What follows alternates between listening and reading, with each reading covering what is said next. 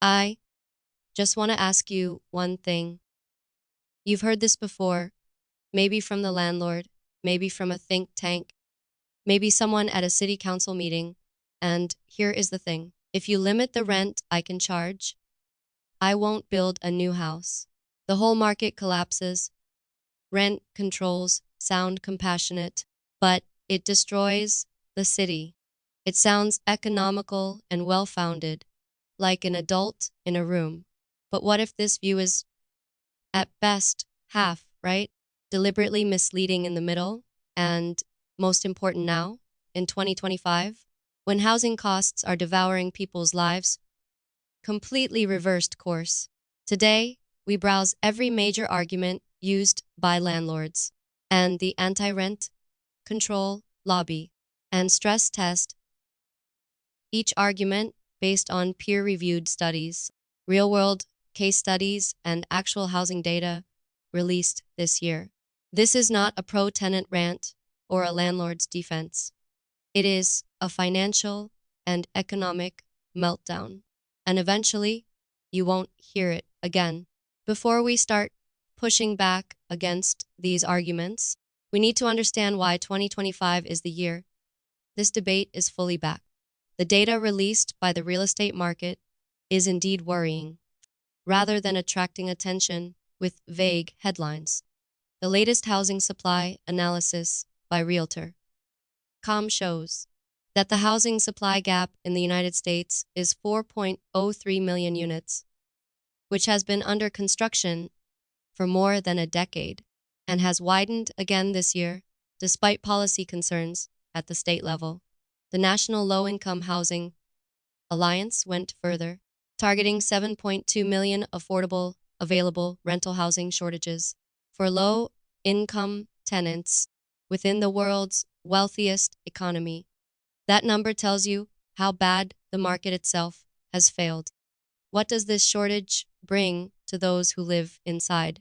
Zumper's 2025 annual rent report found that 59% of renters in the United States are now saddled with rent, spending more than 30% of their income on housing. And the average tenant pays 40 cents for every dollar he earns just to keep his house. Harvard's housing study offers a different explanation, reporting that, as of the latest available data, 22.6 renters spent more than 30% of their income on rent and utilities, an increase of 2.2 since 2019. This is not a market correction. It is a slow-moving financial crisis playing out in kitchens and living rooms across the country. The policy response is real and accelerated. All 3 states now have statewide rent stabilization laws: Oregon, California, and Washington, which joined in 2025 to limit annual rent increases to 7% inflation or 10%, whichever is lower, for 15 years.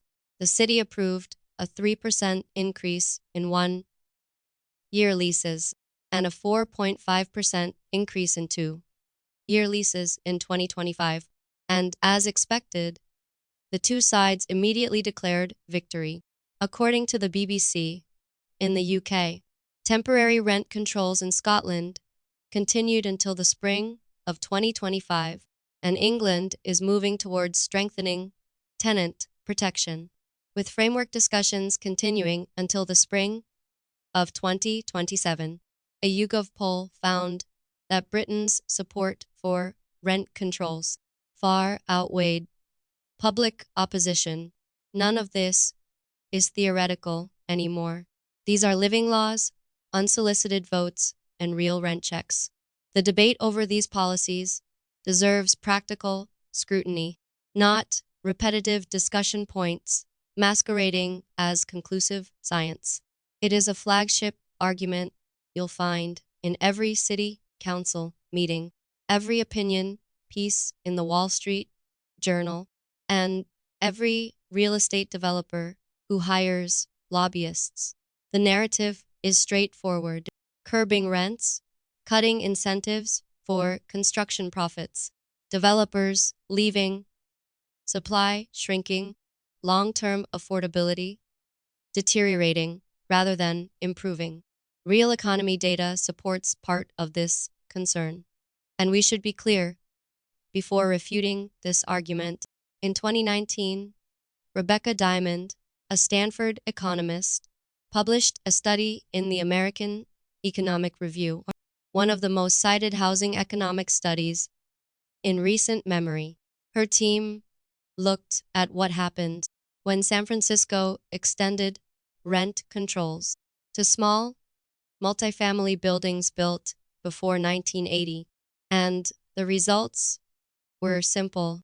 Landlords affected by the expansion reduced the supply of rental housing in San Francisco by 15%, mainly by converting units into condos, selling buildings to owners, or redeveloping properties for rent-free use. The downstream result was a 5.1% increase in citywide rents across the San Francisco market. And even as controlled units pushed down prices, supply became tighter. The landlord who cited the study was not making it up. But the debate is divided in three different places, each important.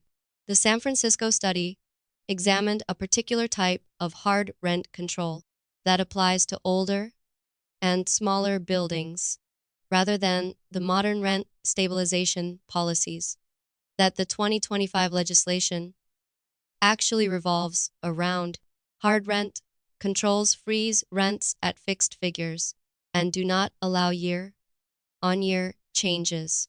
Rent stability limits annual growth while still allowing landlords to raise rents annually, usually linked to inflation or a fixed medium percentage. Oregon, SCPI is about T3% with a hard cap of 10%. California AB 1482 is capped at 5% plus local CPI, or 10%, whichever is lower.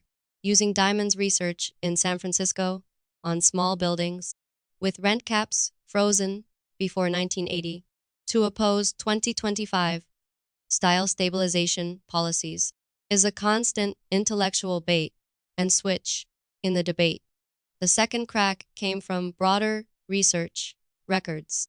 The DC Policy Center released a review of the 31st of September area rent control studies in 2025, 25 of which reported significant rent reductions for tenants in controlled units.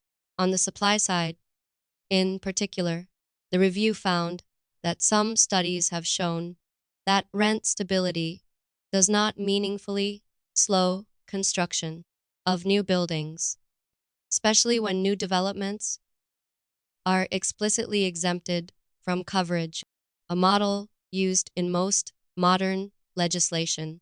California exempts buildings built within the last 15 years. New York is not restricted to new apartments. Supply concerns are being used to attack policies that already take them into account. The third problem is counterfactual. The anti-rent control position holds that without a price ceiling, developers will build houses freely, supply will expand, and rents will fall in the direction of livability. Bozeman, Montana, expects rents to rise 37.4% in 2025, with rent controls at zero. Boise, Idaho, is expected to be 32.1%. Rent regulation in these markets has no supply constraints, and rents have soared because of barriers to new construction in the United States, from zoning restrictions to construction costs to financing conditions.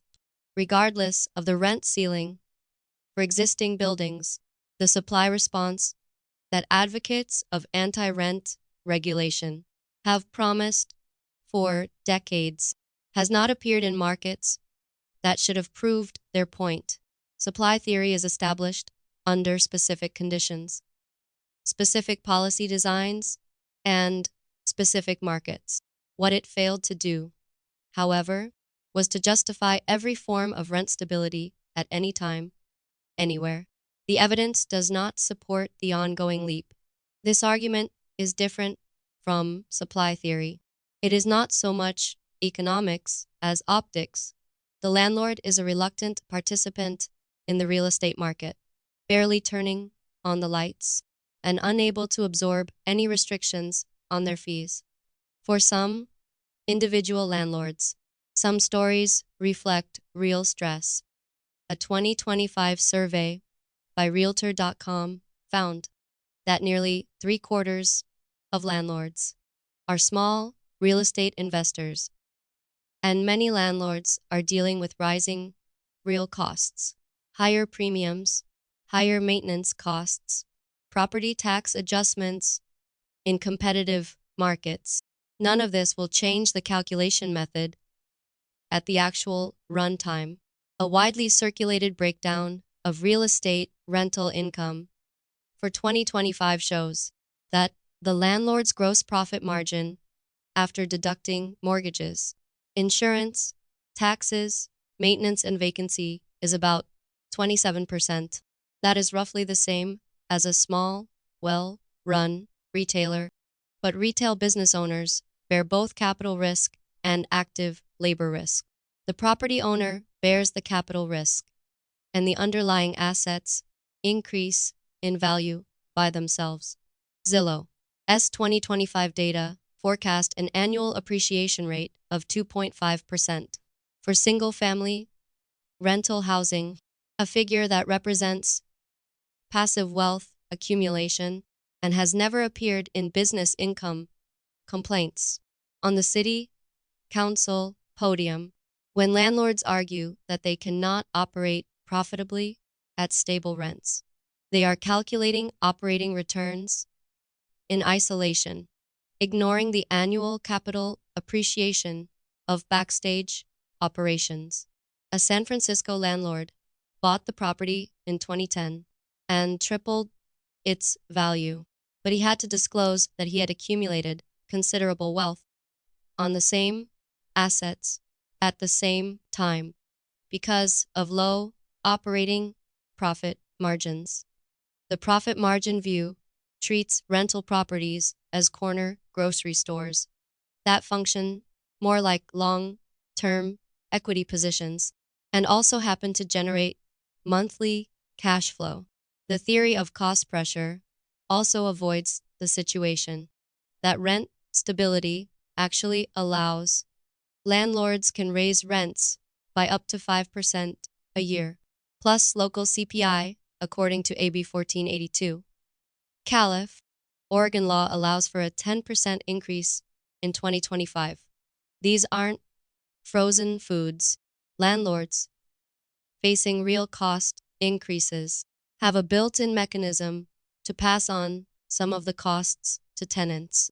In most cases, the view that even an annual cap on rent increases will make it impossible for businesses to survive is that business models rely on higher than inflation rent increases to operate indefinitely. This is not a business model. This is an extraction strategy. This claim is more cautious than the first two and deserves closer scrutiny because the underlying observations are true. The theory goes like this. When tenants pay below market rents in controlled units, they have a strong financial reason to stay in place, even if the environment changes. The couple whose children left kept the three-bedroom because moving meant abandoning stable rents in favor of a sharp rise in market prices. A professional kept the apartment because the cost of finding anything comparable to the market price made leaving the apartment financially punishable. Housing units don't match actual needs, and families who really need space can't get there. Rebecca Diamond's San Francisco study documented this directly and found that rent controls reduced tenant mobility by 20%, meaning that tenants in controlled units moved significantly less frequently than tenants in uncontrolled units. This is a real impact, which has a real downstream impact on the distribution of housing stock in the city. But the misallocation argument never addressed the specifics of the proposed alternative or who it actually worked for. At pure market prices, families with 3 bedrooms compete with all other families in the city at full market prices. In the fourth quarter of 2025, the median asking rent in New York City reached $3,585, according to Realtor.com. At this price level, competition does not produce clean allocation. It has caused displacement, forcing low-income families to live in more remote neighborhoods or completely away from cities with poorer living conditions, while high-income families have been given the ideal units. The allocation of market interest rates in economics textbooks is effective. For now, in the real estate market in any major city, in the United States or Britain, it mostly means money wins. Mismatch criticism also ignores what happens when rent stability is combined with vacancy deregulation, meaning rents reset to market rates when tenants leave voluntarily. Several jurisdictions have fully adopted this model, preserving the incentive to move while protecting tenants who choose to stay. Mismatch is a design flaw in poor rent control. This is not an inherent feature of a comprehensive stabilization policy. Sweden was drawn into the debate for a reason. Stockholm's experience with rent regulation is indeed instructive, though not the usual direction of the debate. Sweden introduced rent controls in the 1940s and has had a strict regulatory system for decades. When all the impact became apparent, Stockholm already had, by some estimates, a 10 to negative 20-year waiting list of regulated apartments, a shadow market in which regulated tenants sublet their units at sharply higher prices, and a chronic shortage of existing housing unavailable to anyone trying to enter the market without inheritance or long-term leases. The BBC directly reported that housing in Stockholm was a major headache for young Swedes by almost all other measures. Sweden is one of the fairest countries in the world. The Swedish case is a legitimate warning, but it is a warning of a particular type of regulation that has been in place for decades and has not been accompanied by investment in new supplies, rather than the final conclusion of all tried stabilization policies. Sweden's system effectively froze rents below the cost of new construction and kept those caps in place for a generation, complicating incentives over time. The system under discussion in Oregon, California, Washington, and Britain is not the Swedish model. They allow annual price increases, waivers for new buildings, and mechanisms for landlords to apply for adjustments in documented hardship. Pitting Stockholm in the 1990s against Portland in 2025 is a category error. Sweden's lesson is how to maintain the design quality and long-term discipline of regulation, not the inherent impossibility of rent regulation anywhere. That deployment is particularly reassuring because it sounds certain. Economists hate rent controls. It appears in textbooks. Nobel laureates call it one of the most credible and counterproductive policies in existence. So, what is to argue about? Industry skepticism about rent controls is real, but much more specific than the talking points suggest, and has been changing in recent years. The standard treatment of textbooks goes back to the mid-20th century analysis of hard price caps, which freeze rents indefinitely, regardless of inflation or market conditions. Economists who study contemporary stability policies have come to more complex conclusions. In 2025, the DC Policy Center reviewed 31 studies and found 25 reports of meaningful rent relief for tenants in controlled units.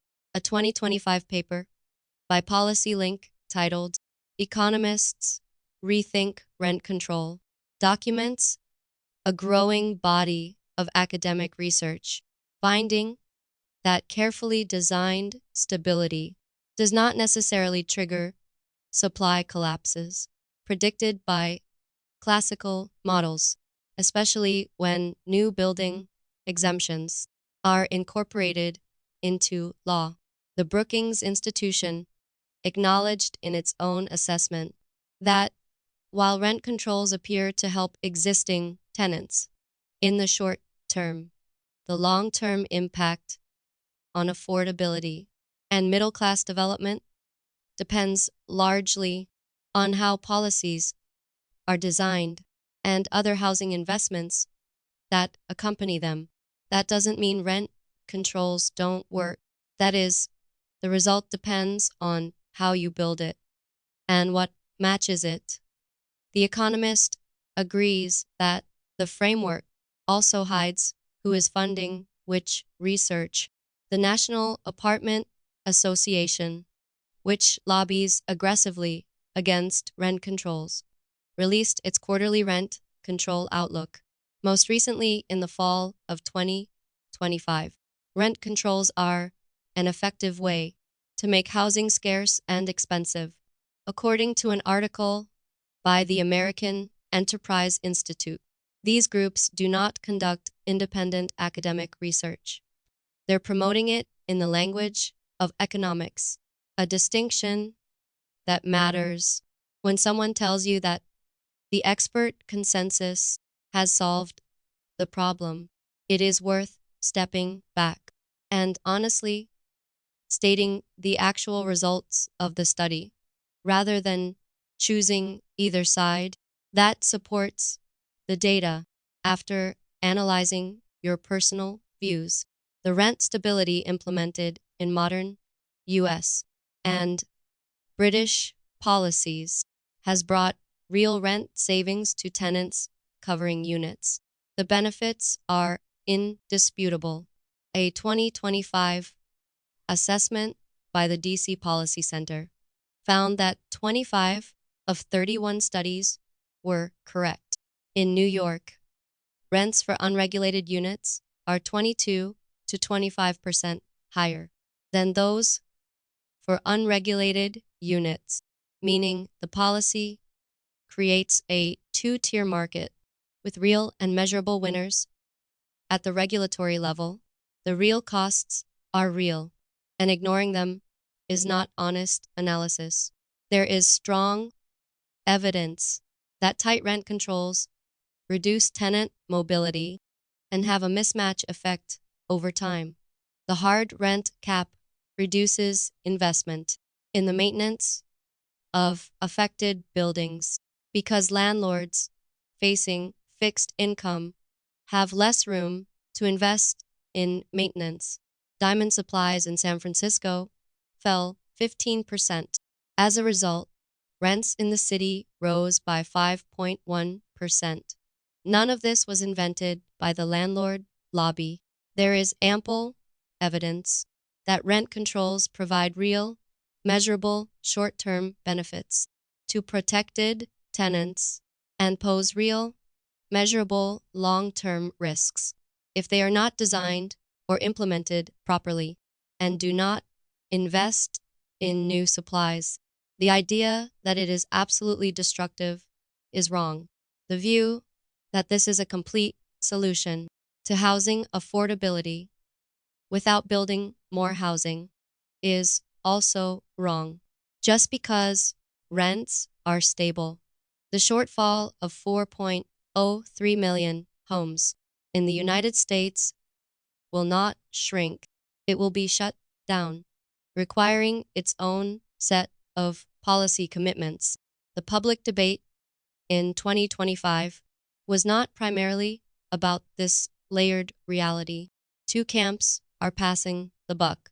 One, citing Diamond Research and the Swedish waiting list, and the other, which provides statistics on home losses and Zumber's rental burden. Both use real numbers to advance predetermined conclusions. 22.6 million renters who spend more than 30% of their income on rent and utilities are awaiting policy negotiations that match the actual complexities they experience. What would effective housing policy look like in practice if rent controls were neither described as a disaster nor the complete solution claimed by some supporters? The evidence points to several consistent principles.